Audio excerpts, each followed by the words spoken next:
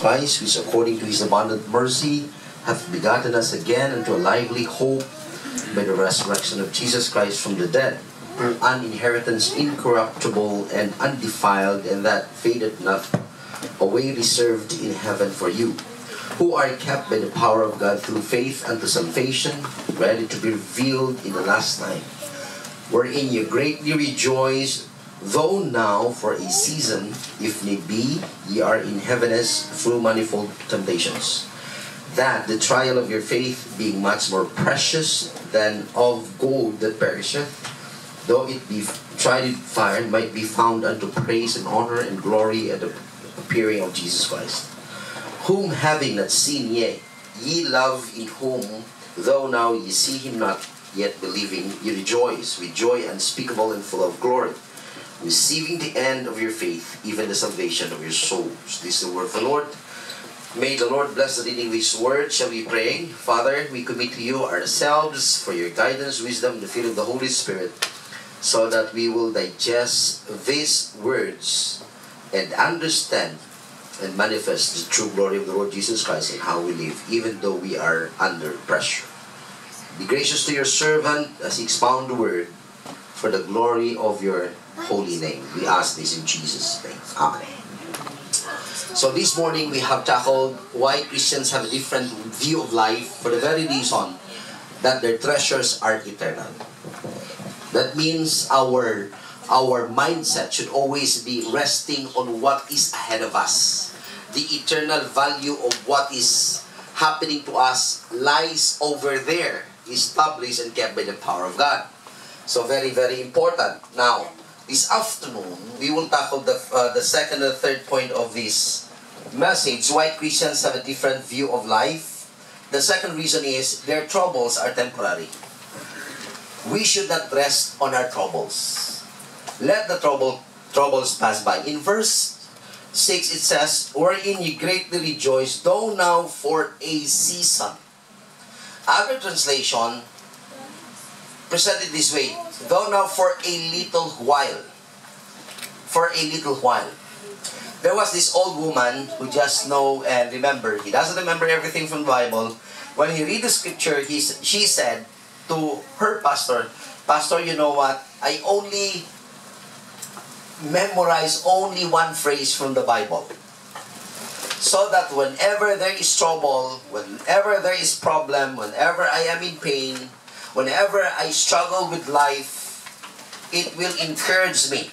And the pastor asked the woman, what is that phrase? And it came to pass. And it came to pass. Right? No matter what happens, it will come. Yet it will not stay. It will always pass. The same reminder was given by the Apostle Peter to all believers in the upper district of Asia Minor. Asia, Cappadocia, Pontus, Bithynia, and what's the other one? Galatia. So, ano sinasabi ni Apostle Peter dito? Don't rest on your troubles. Sometimes may mga taong talagang minamagnify nila yung problema nila. I don't know what's the reason. Maybe they get attention by magnifying their problems. Pero hindi dapat, sabi ng Panginoon. According sa kanyang salita, kung may problema rin kayo, huwag niyong imamagnify yung problema niyo. Mas imamagnify niyo yung power over the problem. And what power? The power of God over our problems. And this is what the Apostle Peter has just emphasized. Wherein ye greatly rejoice, though now for a season. Talagang sinabi niya eh. Hindi naman mag-stay yung mga yan eh. So anong problema mo ngayon? Kung ano ang problema mo ngayon, huwag mong gawing bakasyonista na i-cater mo siya, na i-feed mo siya. Let it go. Let it pass. So they have many causes to rejoice. Yun yung nire-remind ni Apostle Peter sa kanila. Instead na mag-rest yung mind niyo sa mga problema nyo, you rest on the things that will remind you of the faithfulness of God. Ano yung sinasabi ni Apostle Peter dito? Isa-isahin ulit natin. Sabi niya, "Blessed be the God and Father of our Lord Jesus Christ, which according to His abundant mercy has begotten us again unto a living hope by the resurrection of Jesus Christ from the dead." Remember, you have a living Savior. And since you have a living Savior, you have a living hope. Can you imagine every head of every religion who claims to be the truth and is the truth cannot prove that they are the truth and have the truth because they have never risen from the dead. The only one who claimed na siya yung katotohanan at natupad yung katotohanan sinasabi niya is the Lord Jesus Christ. Kaya nakapagtataka, maraming tao ang dinidepende nila yung kanilang kaligtasan sa sinasabi ng ibang tao. God has given us so clearly how man can be saved, and that is only through the Lord Jesus Christ. Why? For the very reason that Jesus Christ alone has risen from the dead. Ito pa, na-discover ko. Nung nag-witness po ako, lagi yung ginagamit itong John 14:6. Jesus said, "I am the way, the truth, and the life." Right? Tapos nung iniisip ko, bakit sinabi ni Jesus Christ na siya yung daan, yung katotohanan at ang buhay? And then I rested on the last phrase that says, "No one cometh to the Father except through me." Naisip ko, ngayon ko na naintindihan, bakit si Jesus Christ lang ang pwedeng magdala sa atin sa heaven? Alam niyo anong reason? Siya lang nakapunta. Yun. Siya lang kasi ang galing doon sa langit. Di ba sinabi ko sa inyo? Siya yung galing sa langit. So kung sino lang ang galing sa langit, siya rin yung pwedeng makapagdadala sa inyo sa langit. O sinong tao, yung head ng anong religion, ang galing sa langit? Wala. Lahat ng head, lahat na nagsasabi na sa kanila yung katotohanan, sila yung totoo, walang makapag-claim na nanggaling sila doon. Ang sasabihin nila, in-appoint sila ng Diyos. Di ba? Pero tanungin mo siya kung kaya niyang ituro kung saan ang langit. Talagang kinlaim niya, siya daw ang daan papuntang langit. Yung claim ni Jesus Christ, ang problema, hindi siya yun eh. Kaya false siya. Hindi niya kayang ituro kung saan ang langit. At saka hindi niya alam saan dadalhin yung mga sumusunod sa kanya. So Jesus Christ said, "I am the way," because He knows really where is the way. Because He comes from where He is, from the Father Himself. And that is our hope. We know that we believe in a living Savior, not a dead Savior. Imagine that everyone claims to be and have the truth, but all of them died and never risen from the dead. Why would you put your trust in a person who claims to be the truth, yet never proven to have the truth, since they have not risen from the dead? So sabi niya, rest on the truth na ibinigay sa inyo ng Panginoon. In verse 4, "To an inheritance incorruptible." See, they have many causes to rejoice. Not only do they have a living Savior, they also have an inheritance that cannot be corrupted. Cannot be corrupted. Ang ganda-ganda actually na sinabi din dito ni Apostle Paul. Hindi pwedeng makurap eh. Meron ba kayong bagay na itinago na hindi nag-fade? Meron? May mga tao doon sa Silay, patay na rin. Dahil hindi sila marunong magbasa, hindi sila marunong magsulat, tinatago lang yung pera sa baul. You know those people? Nahihiya sila pumunta ng bangko eh. Hindi lang, natambark lang naman yun, yung kailangan, di ba? I-fill up lang yung form, then mark lang kailangan. Pero hindi talaga marunong magbasa. So sa baon o sa cabinet o ibinabaon sa lupa. Ang nangyayari, walang perang nag-stay that long. Except coins. Pero kung paper, talagang nasisira. So no matter how much you hide the things that you have treasured in this world, eventually, everything that you have hidden that you supposed to be your treasure will fade away. It will be corrupted. And Peter is telling these people, huwag kayong mag-alala. Yung mga taong ito na nagsasabi sa inyo ng masasama, yung mga taong nagsisinungaling kung anong klaseng reputasyon meron kayo, anumang tinago nila sa buhay nila, lahat yung lilipas. Kung hindi nyo rin man makita na hindi kayo makapag-ipon dito sa lupa, dahil hindi nyo naman kailangan talaga mag-ipon, dahil ang Panginoon, when I say hindi kailangan mag-ipon, I'm not saying to be lazy. I'm not saying to be, just open your mouth and the Lord will just drop the food on your, na parang Lord, hindi ako mag-iipon. Hindi ganon. We are accountable, responsible with our life. Ang sinasabi ko lang dito is, iba kasi yung focus ng mga tao dito sa libutan. Kasi alam nilang, wala silang alam na Diyos. What I mean is, they have no hope. They have no future. They don't know that God made the promises that they have treasures waiting for them in the heaven. Doon lang sa follower. Pero kung hindi ka follower of Jesus Christ, you don't claim anything from Him, then ang focus mo, dito talaga sa lupa. And Peter is trying to tell these Christians, don't be like them. Huwag kayong gumaya sa kanila. Kasi normal sa kanila na mag-ipon dito talaga. Normal yan, di ba? Kasi yung alam lang nilang buhay dito, wala silang buhay na hinuhope na darating sa kanila beyond sa sanlibutan ito. So, hindi po kayo magtataka, huwag kayong magtataka kung may mga taong talagang parang ang buhay nila dito lang talaga. Dito lang kasi talaga yun eh. Dahil wala nga silang tagapagligtas. Hindi nila alam yung mga promises ng Panginoon. So, Peter is trying to tell these Christians, don't bother to be like them. Be different. Because the treasure that is waiting for you is far beyond the description kung ano nakikita mo. O sige, I think you have your own ideal design of a house. Diba? Lalo na yung mga, mabuti nga hindi na kayo ganun. Noong una talagang ganun kayo. Yung New Year, ano ang mangyayari sa yung New Year? Sa Facebook, di ba? O anong mangyayari sa iyo sa Valentine's Day?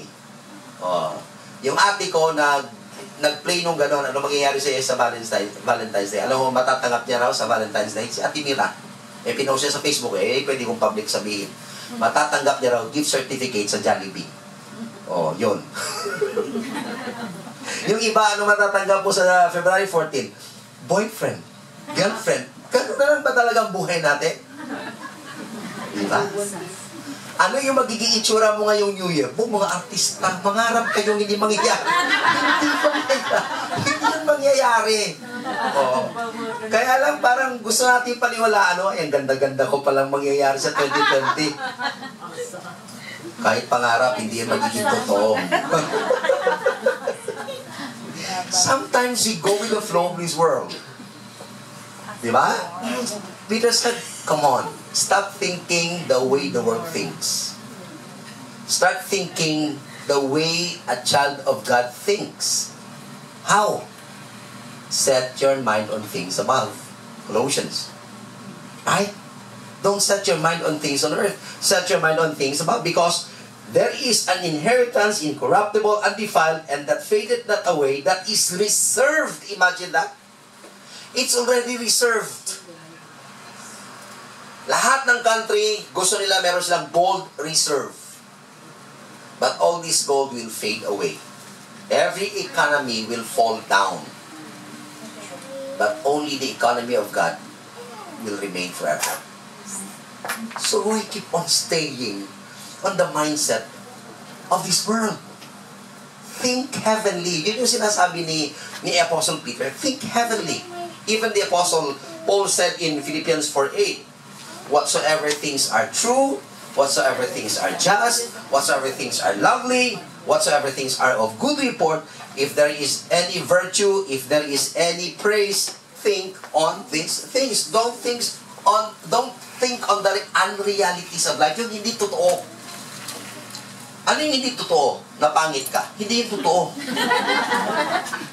Kapag may nagsabi siya, ang pangit, no. Is that true? Hindi yung totoo. Kaya yung mga nadidepress, usong-uso ngayon, di ba?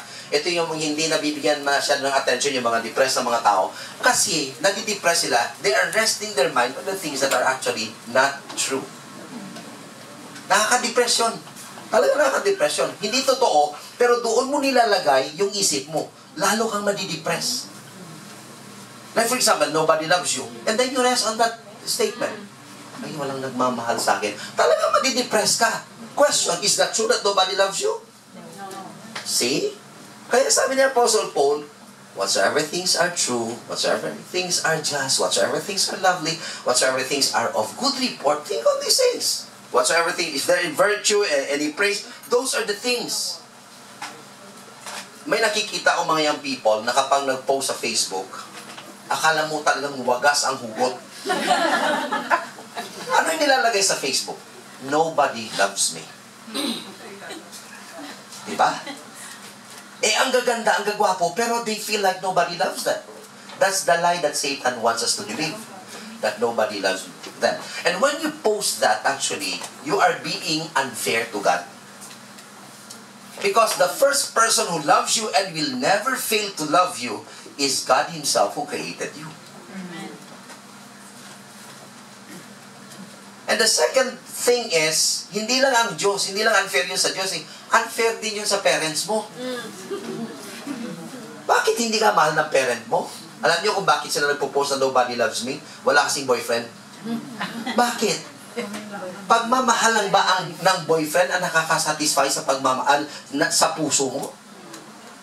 You choose to believe that only a boyfriend can fulfill the desire of your heart, and that is a lie. That Satan wants you also to believe. So kung nandito kayo, at nanonood din kayo, na akala nyo yung mundo nyo, iikot lang sa boyfriend nyo, girlfriend nyo, you are in the wrong. Why? Because God has never failed to love you. Kahit hindi ka pa nga pinanganak, minahal ka na ng Diyos. The same with your parents. They never fail to love you. Yes, may mga parents na neglected nila yung kanilang mga anak, but basically, if a parent is a parent, talagang mahal nila yung anak.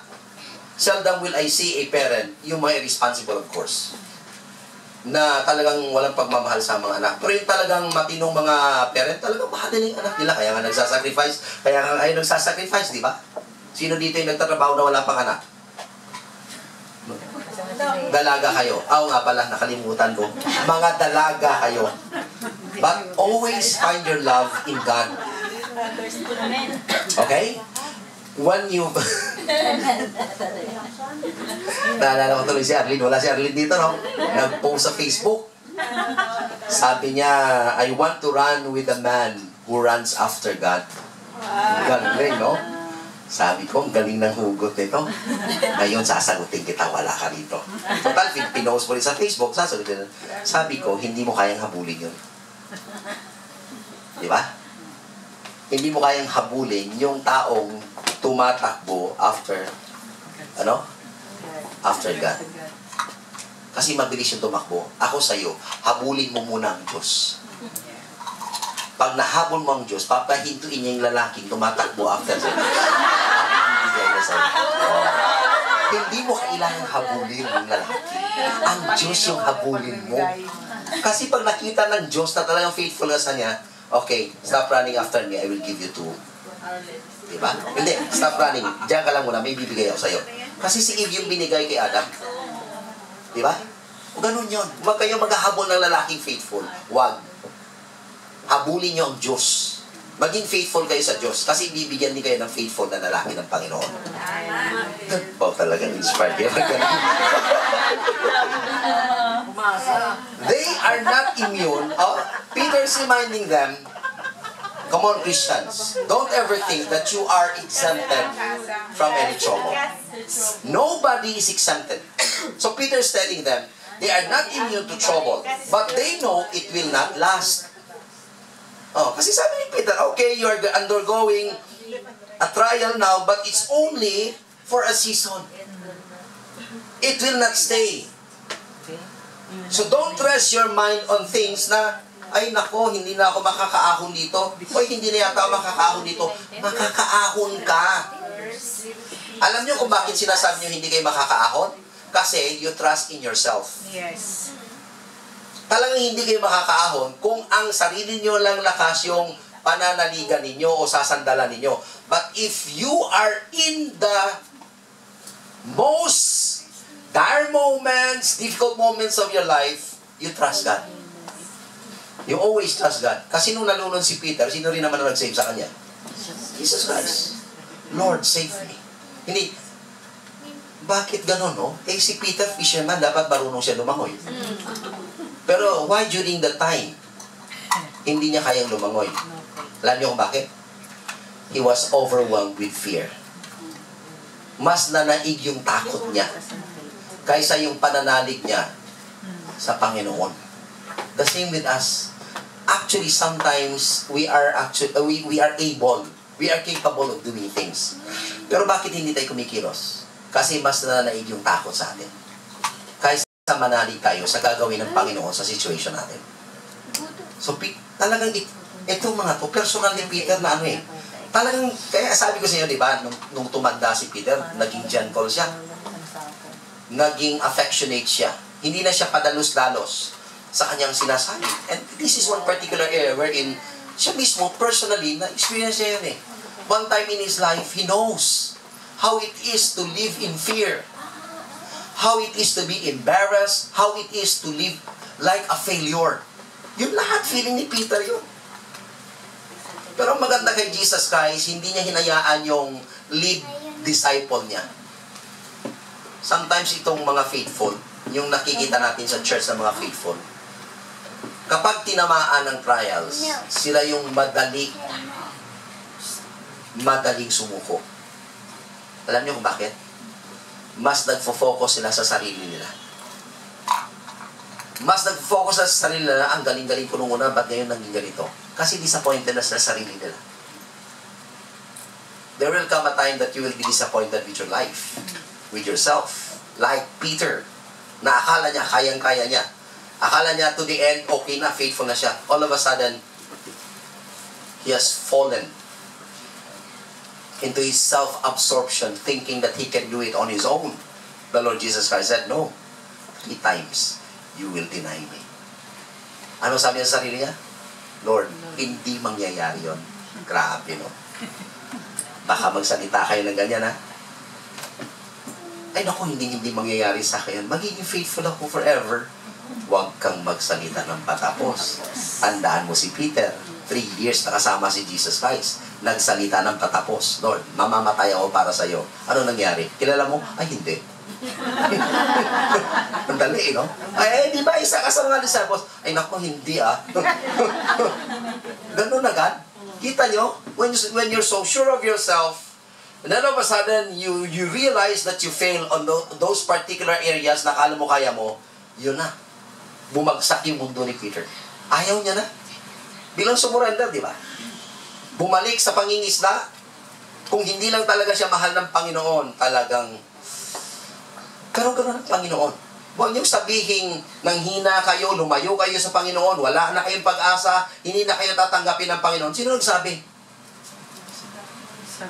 Nagawa niyo na ba ang ginawa ni Peter? Na i-deny mo ang Panginoon? In His face? Hindi ba, di ba? So you come to the worst of who you are.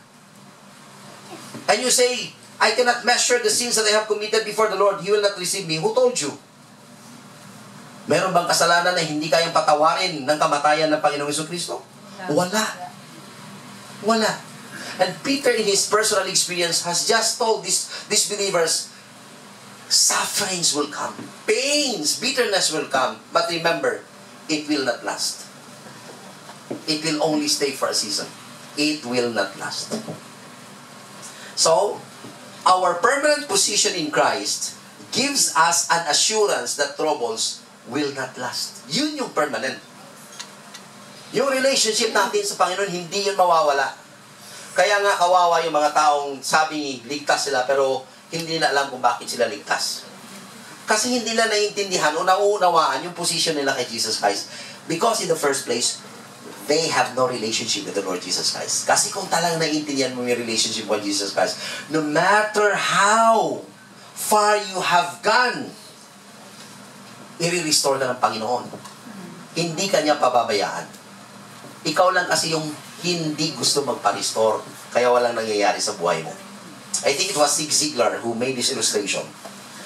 There is this person who keeps on walking, feeling like God has abandoned him.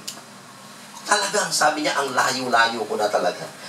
Ang layo ko na sa Panginoon. Talagang hinayaan ako ng Panginoon. So, lakad lang siya ng lakad. Sabi ng Panginoon, sabi niya, akala mo lang yun. Sige nga, lumingon ka nga uli sa likod mo. Tingnan mo kung nasaan ako. Paglingon niya, nasa likod niya ang Panginoon. And the Lord Jesus Christ said, actually, you thought you're too far away already that I cannot reach you. But even though you keep on walking away from me, I never left your back. I always follow you. And hope that one day you will look back and realize, I never left. Jesus Christ has never left your side. Tandaan mo yun. He may be grieved because you're sinning against Him, but He has never left your side. He will never leave you nor forsake you. Hebrews. Right? He is the same yesterday, today, and tomorrow. He will never leave you nor forsake you. And that's exactly what Peter experienced. And the same experience that he has with the Lord Jesus Christ. He's telling now these believers, come on. You think you're suffering? You think God has abandoned you? He has never left you. Akala mo lang yun. Pero sa lahat ng nararamdaman mo, sa lahat ng bagay na akala mo wala siya, He has never left your side. He will never forsake you. He will never leave you. The third thing, and the last, their trials are filled with God's purposes. Tandaan po natin, kapag anak po tayo ng Panginoon, may ninanais ang Panginoon na ma-realize natin sa ating buhay. I have gone through many trials in my life. Very early in the ministry, talagang sabi ko hindi na ako magpapastor. Hindi na ako magpapastor. Pero si Sir Senorio, inausap ko si Sir Senorio, sinabi ko sa kanya, sabi niya, balik ka sa doon, mag-aral ka. Alam niyo nangyari? Nung estudyante pala ako, na-realize ko, I have never established a good relationship with my classmates. So, nung bumalik ako sa doon, sabi ko, bahala na wala akong honor. Kasi yung isip ko, mag-aaral na mag-aaral, gusto ko makatapos. So, no matter what, anong sabihin ng mga classmate ko, basta mag-aaral ako, makatapos ako, maging pastor ako. That's how I really did in the seminary. Yes, may mga friends din ako doon, pero yung sinasabing, that's my first priority, that's the least of my priority. My first priority is to be a pastor. And that's enough. I'm too focused with my goal to finish it to the point that I have never established that many. When I say that many, kailangan pala, kapag estudyante ka o magiging pastor ka, isang sikreto para maging successful ka is this: establish as many relationship as you can habang ikaw ay nag-aaral. Kasi pagdating na nasa ministry ka, ang lungkot-lungkot. Ang lungkot-lungkot. Nung nagpapasok na ako, may isa akong faithful talaga na classmate. Estudyante pa lang ako, kapag nakikita niya nanghihina na ako, yung parang wala na akong gana mag-aral, siya yung unang kumakausap sa akin. Sad to say, he already died. Namatay, bata pa. I think, we are in our 40s when he died. 40 years old something. Mga 8 years ago na. Si Lito Combatir. Namatay yun. Bata pa talaga. Nagka-tonsil. Tonsil ha? Hoy, kayo ingatan nyo. Biglang naging doktor ako no? Nagka-tonsillitis pala, hindi nagka-tonsil. May tonsil tayo eh. Tonsillitis, bumaba yung infection sa puso. Hinayaan niya, namatay. Cardiac arrest. Bumababa pala sa puso yun. Delikado. Namatay talaga. Pero this man has never left my side. Hindi siya Holy Spirit, hindi si Jesus Christ. Pero every time na ako'y nangihina, sabi ka, Brad, basta ka. Nung nandun ako sa Vizca as intern, talagang pinupuntahan niya. Sa Camotes Island siya. Sabi ko, grabe yung Panginoon. No? Talagang nagbibigay siya ng tao na magre-remind sa iyo. Talagang magbibigay siya. So may mga tao nagre-remind sa inyo na nangihina na kayo, lumalayo na kayo sa Panginoon, magpasalamat kayo. May nagre-remind sa inyo. Pinisita niya ako. Sabi ko, ang ganda pala kapag binibisitahan ka ng mga co-worker mo. Kinukumusta ka, kumusta ka na rito. So, nag-intern, nag-pastor, doon din siya sa Camotes. Talagang hanggang nag-pastor, nagpa-Davao na siya, nagturo sa Davao, nandito ako sa sila. Talagang, he saw to it. Talagang he will pass by. Hindi ko alam anong attraction meron siya sa akin. Pero talagang gustong-gusto niya akong tulungan. Ngayon, patay na siya. Naalala ko yung lahat ng ginawa niya sa akin. If it is not for him, talagang wala. So, ano nangyari? Balik ako sa TSB. Alam nyo, nag-aaral pa rin ako. Talagang I give my best also sa pag-aaral. Pero, pinarioritize ko, iba. Gusto ko mag-establish a relationship.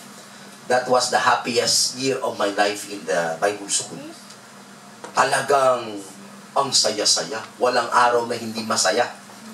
Kasi talaga nag-establish ako sabi ko, gusto ko lang mag-establish ng relationship. So, we're about 15 in the class. Hanggang ngayon, I tell you, hindi ko na isi-share sa inyo yung mga pinagagawa namin. Pero naging ka-close ko, naging ninong ako ng mga anak. Hanggang ngayon, I can call them anytime. I have a friend in Kabangkalan, si Pastor Lemon Juarez. We say I love you with each other. Yung totoong I love you, hindi yung baklang I love you, iba yun. Liliwanagin lang natin. Yung talagang pagmamahal ng isang coworker, ng isang kaibigan, and we are so surprised that we really miss each other. We chat and we call Toy. Sa Kabangkalan, I just adopted. Okay, and from Tarlac. Toy, sige Toy. Sabi niya, mista na ka. Kailan ka pupunta ng Kabangkalan? Sige, pag pumunta ko riyan, dadaan ako sa'yo. And we really meet. May ganun pala, yung parang kindred spirit mo. Ganun din si Pastor Sam Calvo, na senior ko sa inyo one time, na to the point na maghihiwalay na kami, naghahalikan pa kami. Hindi sa lipsa. Dito, sa chikla.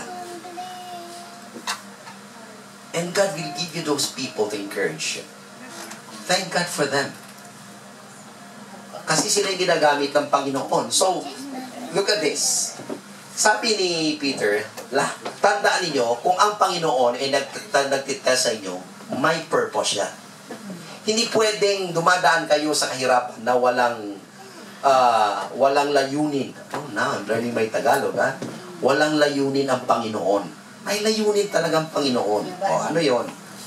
Trials come to the praise of Jesus, our Savior.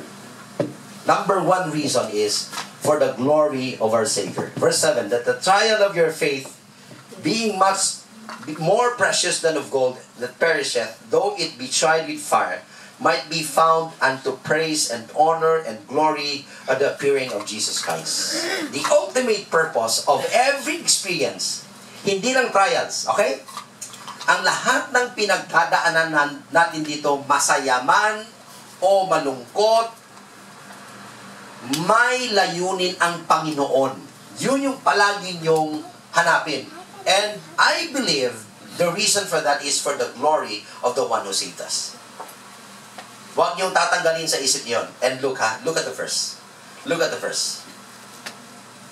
Paano binigyan ng value ni Apostle Peter ang mga pinagdadaanan nating paghihirap? The verses, that the trial of your faith, being much more precious than of gold. Ano ang halaga ng isang trial? Ano ang halaga ng isang testing? Ano ang halaga ng isang pagsubok? Ano ang halaga ng isang paghihirap? Ano sabi niya? Mas mahalaga pa kaysa sa ginto. Sa gintong lumilipas. Let's try to analyze that. Ang tao, saan ka man pumunta, there's only one desire that they have, to have gold. Why? Because para sa tao, wala nang ibang most precious na metal na maaangkin niya sa mundong ito kundi gold. Right? You buy gold necklace, you buy gold earrings, you buy gold rings, anything gold. Noong unang panahon nga, uso yung gold na ngipin Diba? Talagang sinasadya nila na gold yung ngipin nila. Only to find out na pag namatay sila, kakalkalin din sila ng mga magnanakaw. Kahit patay ka na, huhukayin kita. Hindi ako natatakot sa'yo. Pag tatatanggalin yung mga ngipin. Kaya nga sa silay, Merong klaseng tatlong kategory yung sementeryo sa Silay. Yung public cemetery, lahat ng klaseng tao doon nililibing. Yung may tinatawag silang patio pare.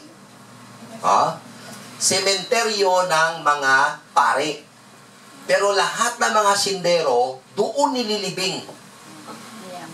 Yung pangatlo, private. Lasting peace. Lasting peace. Natatawa, lasting peace talaga. Pero ito, mas maganda yung sementeryo sa Talisay. Gates of Heaven. Diba? Sa Talisay, may Gates of Heaven. Sa Silay, may lasting peace lang. Pero sa Talisay, nandun yung gate ng Heaven. So, kung gusto yung makaakyat ng langit, doon kayo dapat ilibing sa Gates of Heaven. Tingnan natin kung makaakyat kayo ng langit. Sabihin nyo na lang. Eto ngayon, yung patio pare, dahil na sindero, yung mga mayayaman nandun talaga, mga museum, ang gaganda. May mga security guard. Pinapabantayan. You know why? Kasi hindi naman nila magdala yung kayamanan nila sa langit. Hanggang libingan, dadalhin nila. Kaya lang, hanggang libingan lang. That's the sad state of a person who does not expect any inheritance in the future. Hanggang libingan lang. Nakakalungkot, no? Hanggang libingan lang nila kayang dalhin yung kayamanan nila. Tayo, hindi natin kailangan magdala ng kayamanan. Kasi ang kayamanan ang naghihintay sa atin. Yun yung difference nun. You don't have to bring all your treasures there because treasures in heaven are waiting for us. I think nasabi ko na rin dito sa inyo, one mayor, nag-welcome sa amin. Nag-welcome sa amin doon sa isa. Sa Manapla, si Mayor Escalante. Escalante pa rin yung mayor nyo. Yun, yung mistizo. Siya pa rin. Joker yun, yung mayor na yun. Winelcome kami. Nung bata-bata pa siya, marami siyang joke. Sabi niya, kayo mga pastor, mabuti kayo. Hindi niyo na kailangan na mag-worry kung saan kayo pupunta. Siguradong langit kayo, mga pastor kayo eh. Kami mga mayor, problema kasi politiko kami. Mga sinungaling kasi kami. So sabi niya, one time, may isang mayor, alam niyang mamamatay na siya. Sabi niya sa asawa niya, Ilonggo, mahal, kapag namatay ako, lahat ng kayamanan ko, lagay mo sa kisame. Para kapag umalis na yung kaluluwa ko sa katawan ko, hapitan ko na lang, yung dadaanan ko na lang. Diretso, di ba? Sabi ng asawa, mahal, wag mo sa kisame ilagay, sa ilalim mo ng ng kama mo. Sa ilalim ng kama? Bakit sa ilalim ng kama? Kasi duda ako makakakyat ka eh.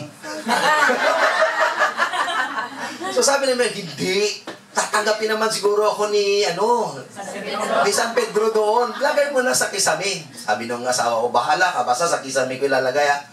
Nung araw na matay yung mayor, talagang nagmamadali yung asawa. Umakyat sa kisame, tingnan. Kung nandun pa. Pagtingin niya, sabi ko na nga ba sa impyerno ka pupunta eh.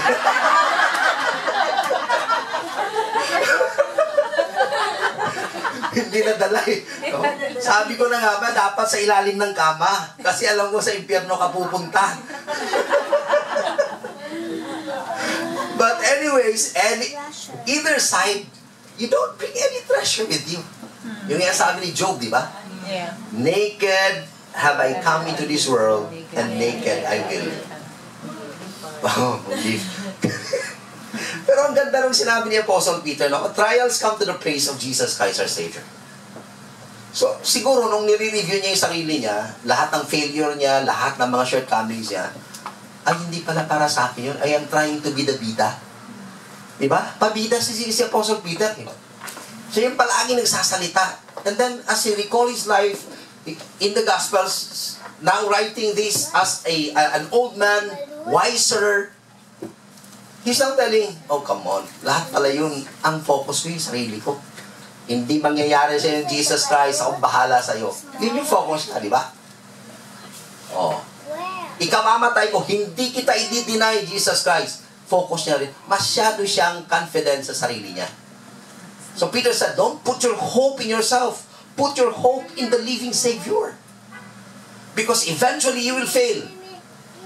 So kung ilalagay mo yung pag-asa mo sa Panginoong Jesucristo, even though you fail, you know you have a chance.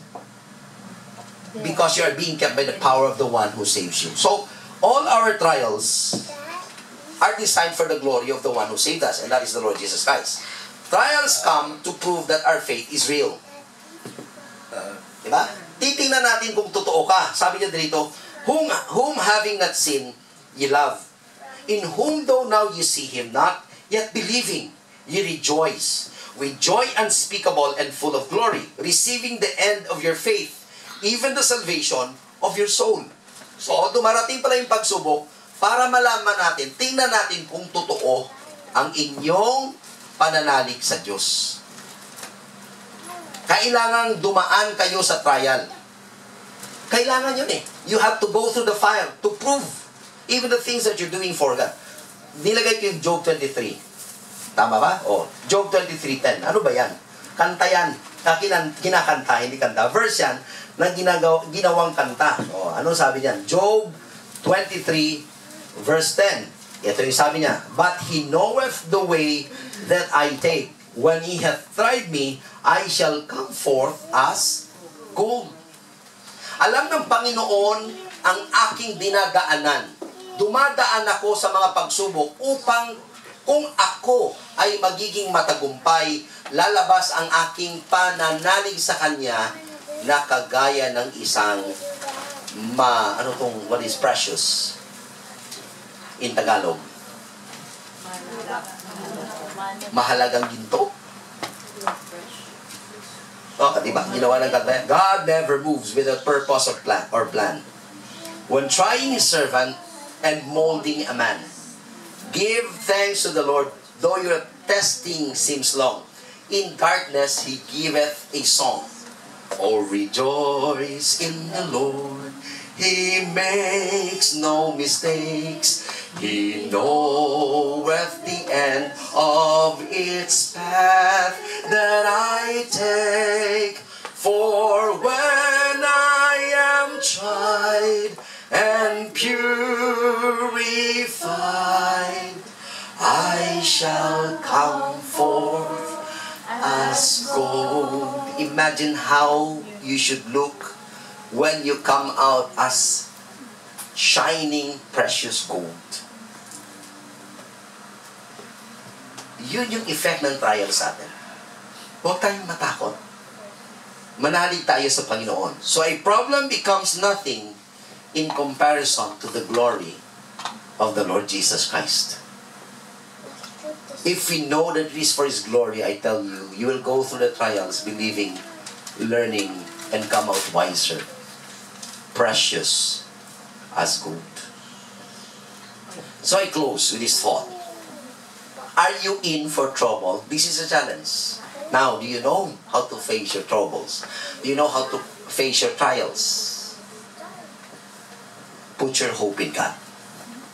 Place your faith in God's promises. Present yourself in confidence to His holy presence on the daily basis. Dapat araw-araw. Wag mo natin pabayaan yan. Araw-araw. Kapag New Year sa mga Chinese, nung New Year, gumawa ba kayo ng New Year resolution? Wala, no? Salamat.